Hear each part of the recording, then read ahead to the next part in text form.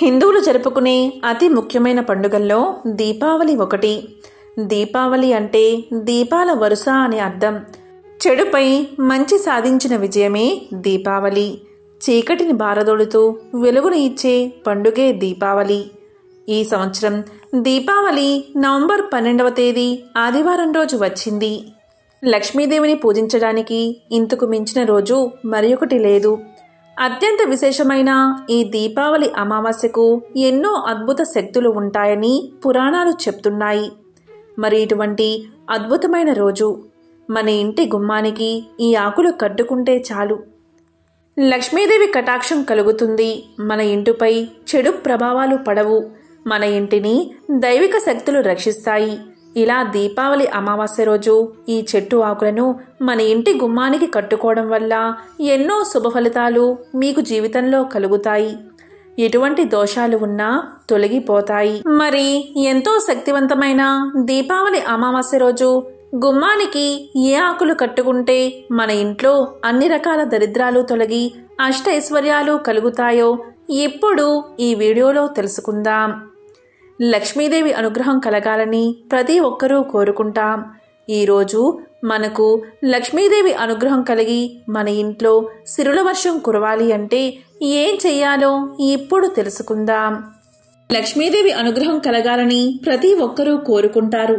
ఈరోజు మనం లక్ష్మీదేవి అనుగ్రహం కలిగి మన ఇంట్లో సిరుల వర్షం కురవాలంటే ఏం చెయ్యాలో ఇప్పుడు తెలుసుకుందాం. లక్ష్మీదేవి అనుగ్రహం ఎవరిపై ఉంటుందో అలాంటి వారు ఏ పని చేసినా విజయాన్ని పొందుతారు.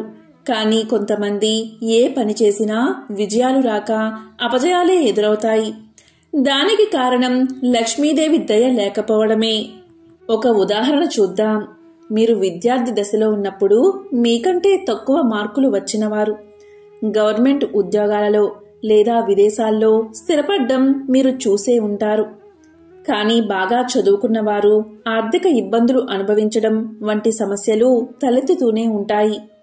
ఇవన్నీ మనం జీవితంలో చూస్తూనే ఉంటాం. దీనికి కారణం లక్ష్మీదేవి దయ మనకు లేకపోవడమే.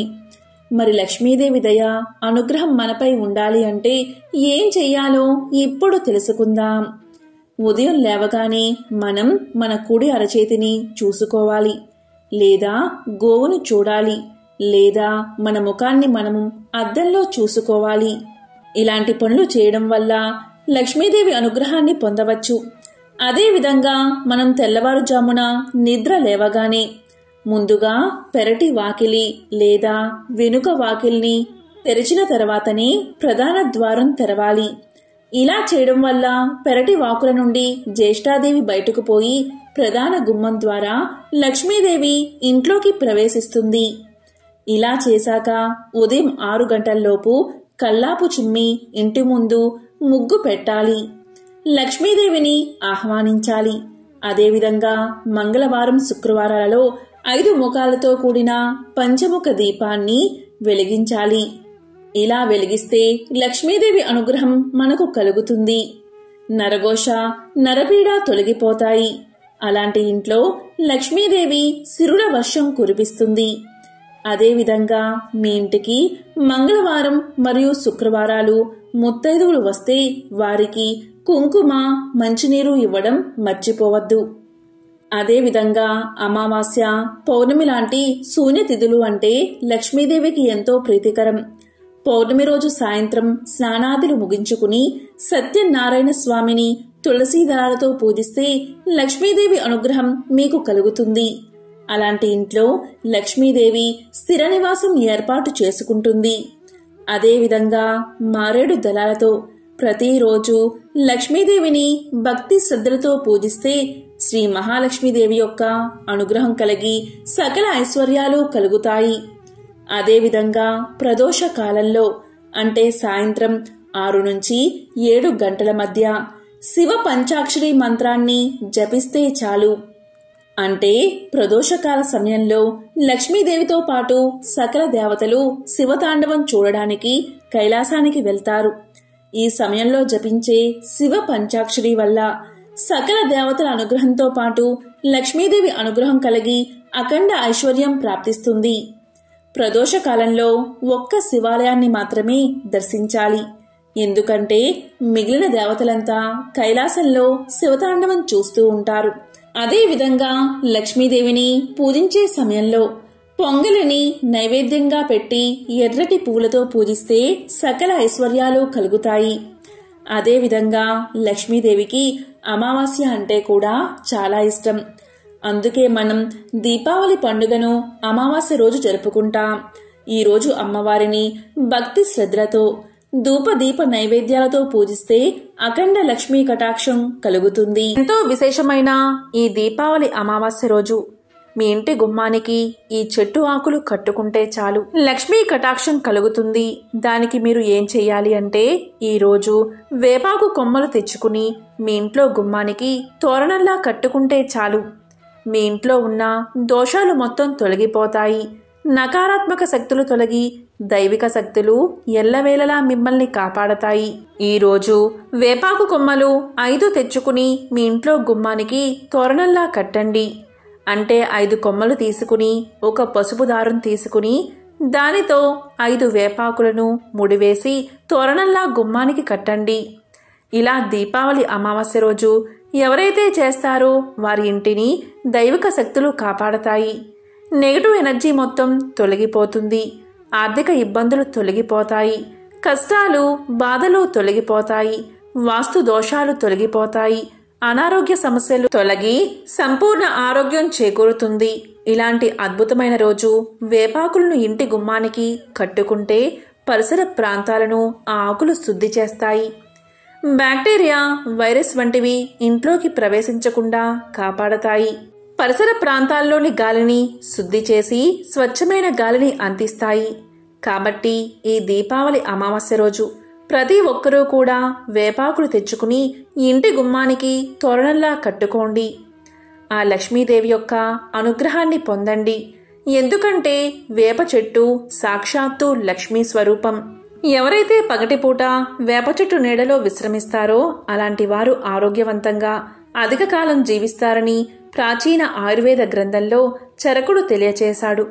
వేప చెట్టును ఇంటి ఆరోగ్య దేవతగా వైద్యశాస్త్రం అభివర్ణిస్తుంటే భారతీయ పురాణాలు వేప చెట్టును లక్ష్మీదేవిగా చెబుతున్నాయి. వేప చెట్టును నింబ వృక్షము అంటారు. వేపను లక్ష్మీ స్వరూపంగా భావిస్తారు. ఒకసారి శివపార్వతులు ఏకాంతంగా ఉన్న సమయంలో అగ్నిదేవుడు అక్కడకు వస్తాడు. దీంతో కోపగించిన పార్వతీదేవి, మా ఏకాంతానికి భంగం కలిగించింది దేవతలే, వాళ్ళంతా వృక్షాలుగా మారిపోదురుగాక అని శపించిందట. దీంతో దేవతలంతా వివిధ వృక్షాలుగా అవతరించారు. వారిలో శ్రీ మహావిష్ణువు అశ్వత్థ వృక్షంగా, ఆయన దేవేరైన లక్ష్మీదేవి వేప చెట్టుగా అవతరించినట్లు పురాణ కథనం. ఏ ఇంట్లో అయితే వేప చెట్టు ఉంటుందో ఆ ఇంట్లో లక్ష్మీ కటాక్షం తప్పకుండా ఉంటుందట.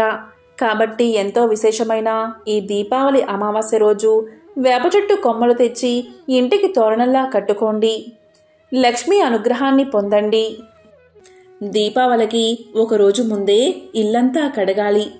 వీలు కాకపోతే తడిగుడ్డతో అయినా తుడవాలి. ఇంట్లో దేవతా ప్రతిమలు లేదా పటాలను మంచి నీటితో కడిగి శుభ్రంగా తుడవాలి. పూజా గృహాన్ని శుభ్రం చేసుకోవాలి. దేవతా ప్రతిమల వస్త్రాలను మార్చి కొత్త వస్త్రాలు కట్టాలి. లక్ష్మీదేవి కూర్చుని ఉన్న పటాన్ని గాని విగ్రహం కాని ఉంటే ఆమెకు ఎడమవైపు గణపతి పటాన్ని ఉంచాలి. విష్ణు పురాణంలో అమ్మవారి ప్రతిరూపం ఎలా ఉండాలో వివరించడం జరిగింది. మీరు పూజించే లక్ష్మీదేవి చిత్రపటంలో ఆమెకు 2 పక్కల ఏనుగులు నీరు చిమ్ముతూ ఉండాలి.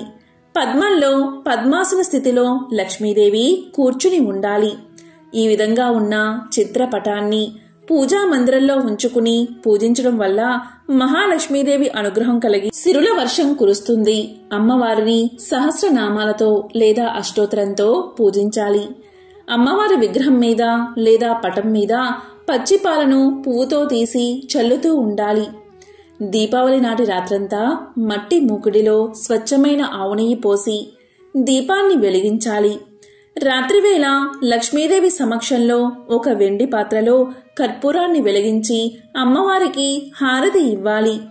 ఇలా చేయడం వల్ల అన్ని రకాల బాధల నుండి విముక్తి కలిగి సుఖశాంతులు కలుగుతాయి. ఇక దీపావళి రోజు తప్పకుండా ఈ చోట్ల దీపాన్ని వెలిగించాలి. ఇలా చేస్తే మహాలక్ష్మి యొక్క ఆశీర్వాదం మీకు కలుగుతుంది. దీపావళి పండుగ రోజు ఇల్లు దీపాల వెలుగులో కలకలలాడిపోతుంది. రంగురంగుల దీపాలు వెలుగుతూ ఉంటాయి. దాదాపు ఇల్లంతా దీపాల వెలుగులు విరజిమ్ముతూ ఉంటాయి. నిజానికి దీపావళి నాడు వెలిగించిన దీపాల లెక్క ఒకటుంది. ఆచారాలు, నమ్మకాల ప్రకారం వెలిగించాల్సిన దీపాలు వెలిగించాల్సి ఉంటుందని పురాణాలు చెబుతున్నాయి. దీపావళి నాడు మీ ఇంటి ముందు 13 దీపాలు వెలిగిస్తే చాలా మంచిది. ఆ 13 దీపాలను ఎక్కడ పడితే అక్కడ వెలిగించకూడదు. అవి పెట్టే ప్రదేశాలు బట్టి ఆ ఇంటికి జరిగే శుభాలు ఆధారపడి ఉంటాయి. హిందూ మత సాంప్రదాయం ప్రకారం 13 దీపాలను దీపావళి నాడు వెలిగించాలి. వాటిని పెట్టే ప్రదేశాన్ని బట్టి ఆ ఇంటికి మంచి జరుగుతుంది. ఎక్కడ పెడితే ఎలాంటి మేలు జరుగుతుందో ఇప్పుడు తెలుసుకుందాం.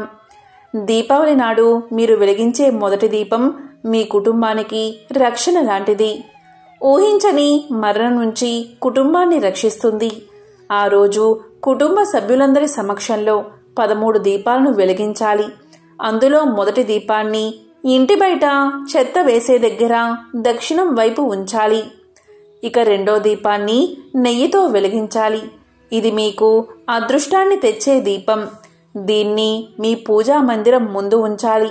ఇందులో 3 వత్తులు వేయాలి. అందులో ఒకటి కుంభవత్తి ఉండాలి. ఇక మూడో దీపం మీ కుటుంబ శ్రేయస్సు, సమృద్ధి కోసం, లక్ష్మీదేవి ఆశీర్వాదం కోసం ఈ మూడో దీపం. ఈ దీపాన్ని లక్ష్మీదేవి పటం ముందు ఉంచాలి. నాలుగో దీపం మీ ఇంట్లో శాంతిని, సంతోషాన్ని నింపుతుంది. దీన్ని తులసి మొక్క ముందు ఉంచాలి. ఇక ఐదో దీపం మీ ఇంట్లోకి ఆనందాన్ని, ప్రేమను స్వాగతిస్తుంది. దీన్ని ఇంటి ప్రధాన ద్వారం ముందు ఉంచాలి. ఆరో దీపాన్ని ఆవ నూనెతో వెలిగిస్తే మంచిది. ఇది చాలా శుభప్రదమైనది. ఈ దీపం మీ ఇంట్లోని ఆర్థిక సంక్షోభాలను, అనారోగ్యాలను దూరం చేస్తుంది. కీర్తి, సంపదను తెచ్చి పెడుతుంది. అందుకే ఈ దీపాన్ని రావి చెట్టు ముందు ఉంచాలి. ఇలా చేస్తే మీ ఇంట్లో ఉన్న కష్టాలు తొలగిపోతాయి. ఇక ఏడో దీపాన్ని మీ ఇంటికి దగ్గరలో ఉన్న ఏదైనా దేవాలయం ముందు వెలిగించాలి. ఇక ఎనిమిదో దీపాన్ని మీరు చెత్త పడేసే ప్రదేశం వద్ద వెలిగించాలి. మీ ఇంట్లోని నెగటివ్ ఎనర్జీ బయటకు పోయి పాజిటివ్ ఎనర్జీ ప్రవహించాలంటే 9వ దీపాన్ని మీ బాత్రూమ్ గుమ్మాల వద్ద వెలిగించాలి. 9వ దీపం ఇంటి చుట్టూ సానుకూల శక్తి ప్రవాహాన్ని నిర్వహించడానికి ఇంటి వాష్రూమ్ బయట ఉంచాలి. ఇక 10వ దీపం ఇంటి రక్షణకు సంబంధించింది. దీన్ని ఇంటి పైకప్పు కోసం కాస్త ఎత్తులో పెట్టాలి. 11వ దీపం ఉత్సాహం, చురుకుదనాన్ని సూచిస్తుంది. ఇంట్లోని వారందరూ అలా ఉండాలి అంటే 11వ దీపాన్ని కిటికీ వద్ద వెలిగించాలి. 12వ దీపాన్ని అందరికీ కనిపించేలా వెలిగించాలి. ఇంటి టెర్రస్ లేదా రూఫ్ టాప్ మీద వెలిగించాలి. 13వ దీపాన్ని మీ ఇంటికి వెళ్లే దారిలో ఎక్కడైనా వెలిగించండి. ఎక్కడైనా వెలిగించాలి. దీపావళి అంటేనే దీపాల వరుస అని అర్థం. అలా అని అన్ని దీపాలు వరుసగా పెట్టమని కాదు.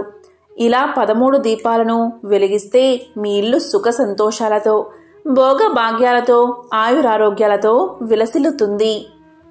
ఇక దీపాలను కేవలం మట్టి ప్రమిదల్లోనే వెలిగించాలి. కొవ్వొత్తులు పెడితే అవి దీపాలు కావు. కాబట్టి ఎంతో శక్తివంతమైన ఈ రోజు ఇలాంటి విధి విధానాలు పాటించి లక్ష్మీదేవి అమ్మవారి యొక్క అనుగ్రహాన్ని పొందండి. దీపావళి అమావాస్య లక్ష్మీదేవికి ఎంతో ప్రీతికరం. ఈ రోజు రాత్రి అమావాస్య గడియల్లో అమ్మవారిని భక్తి శ్రద్ధలతో పూజించి దీపారాధన చేస్తారు. లక్ష్మీదేవి వాహనం గుడ్ల గూప. సూర్యాస్తమయం అయితేనే దాని కళ్ళు కనబడతాయి. కనుక లక్ష్మీదేవి తన వాహనమైన గుడ్లగూపను ఎక్కి విహారం చేస్తూ తనని ఎవరైతే భక్తిగా కొలుస్తారో, దీపారాధన వెలుగులతో ఏ ఇల్లు కలకలలాడుతుందో ఆ ఇంట్లోకి అమ్మవారు ప్రవేశించి అష్ట ఐశ్వర్యాలను కురిపిస్తుంది. దీపావళి అమావాస్య రోజు ప్రత్యేకంగా నేతి దీపాలు అంటే ఆవు నెయ్యి దీపాలు లేదా నువ్వుల నూనెతో దీపాలను వెలిగించాలి.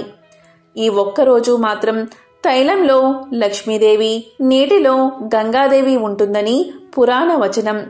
కాబట్టి లక్ష్మీదేవి తనకు ప్రతికూలంగా ఉండే దీపాలు ఎక్కడ ఉంటే అక్కడ ఆమె అనుగ్రహం చూపిస్తుందని, కనుక దీపావళి రోజు సూర్యాస్తమయం తర్వాత దీపాలను వెలిగించాలని, దీపాలు జ్ఞానానికి, ఐశ్వర్యానికి సంకేతాలని, ఆనందానికి ప్రతీకలని పురాణ వచనం.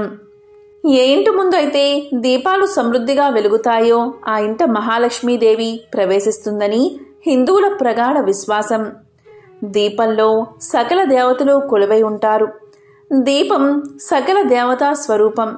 దీపంలో శాంతి, కాంతి ఉంటాయి. ఇంతటి విశిష్టత కలిగిన దీపాన్ని ఎలా వెలిగించాలి, ఏ నూనెతో వెలిగించాలి, ఎన్ని వత్తులు వెయ్యాలో ఇప్పుడు తెలుసుకుందాం. దీపావళి రోజు వెలిగించే దీపారాధనలో 2, 3, 5 వత్తులు వేసి వెలిగిస్తారు.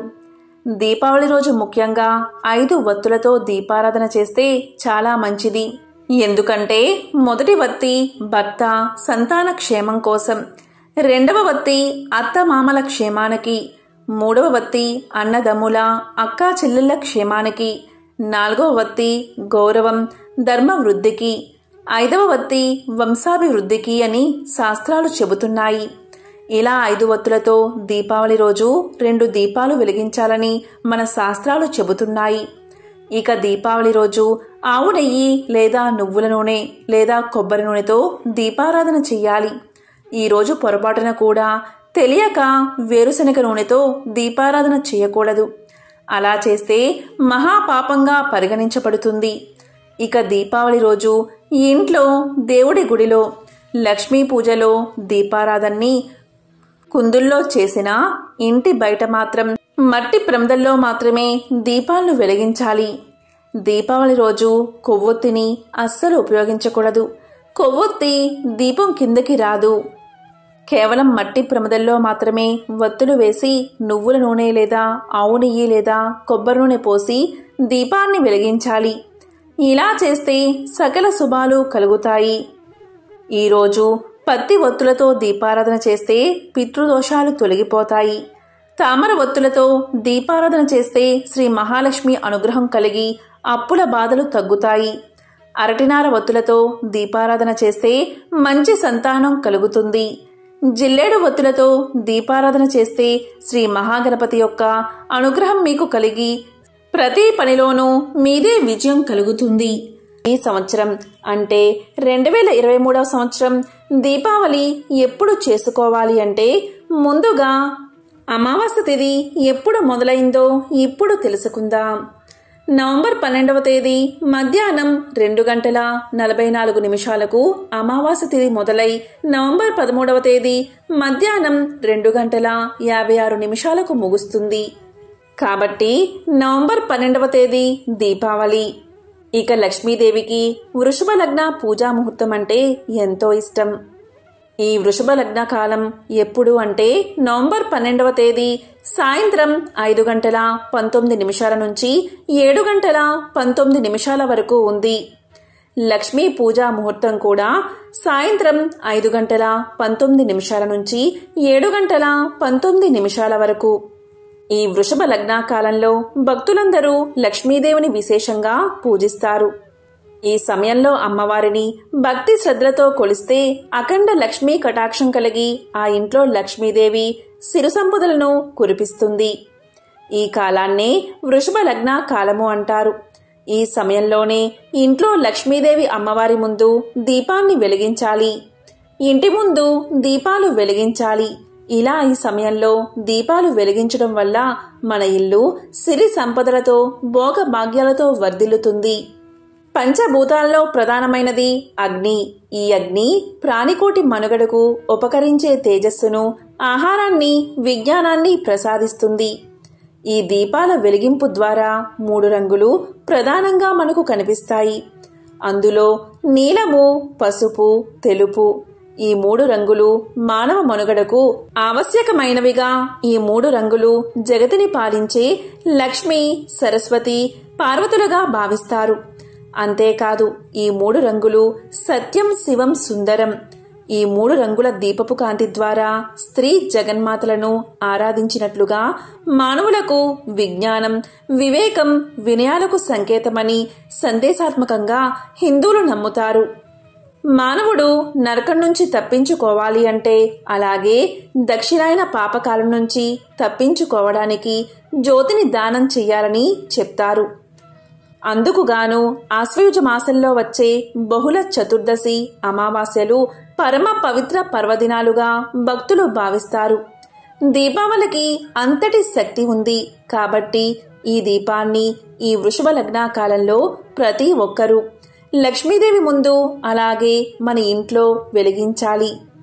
ఇక దీపావళి రోజు అంటే నవంబర్ 12వ తేదీ ఆదివారం రోజు ప్రదోషకాలం వచ్చేసి సాయంత్రం 5:08 నుంచి 7:41 వరకు ఉంది. ఈ లక్ష్మీ పూజా సమయంలో వృషభ లగ్న కాలంలో లక్ష్మీదేవి ముందు ఉసిరికాయ దీపాన్ని వెలిగించి లక్ష్మీదేవికి హారతి ఇస్తే చాలు, ఇంట్లో ఉన్న దరిద్రం మొత్తం తొలగిపోతుంది. ఎందుకు అంటే ఉసిరికాయ శ్రీ మహాలక్ష్మికి ఎంతో ప్రీతికరమైనది.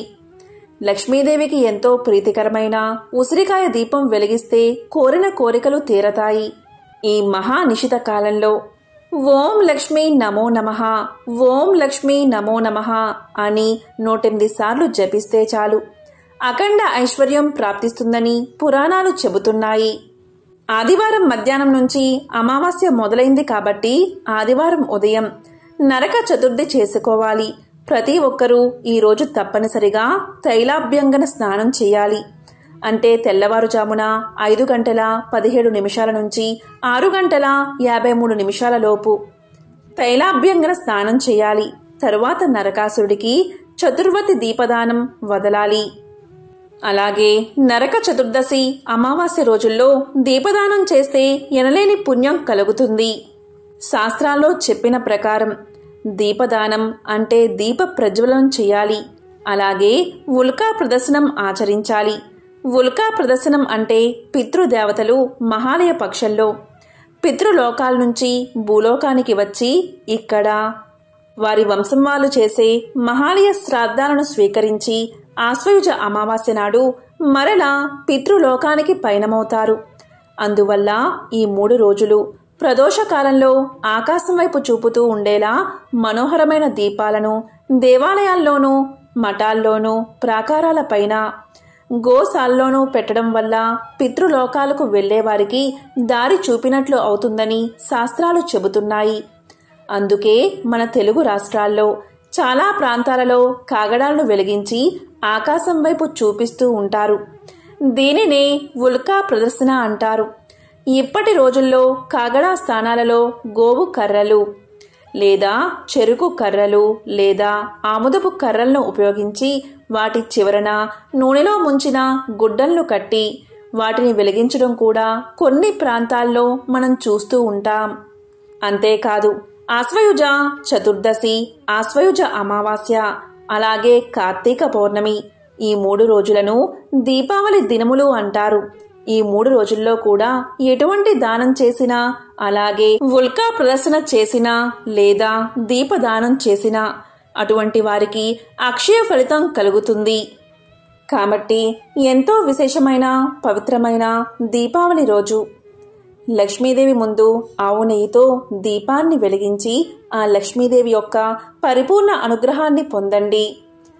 ఓం శ్రీ మహాలక్ష్మియే నమః. ఓం శ్రీ మాత్రే నమః.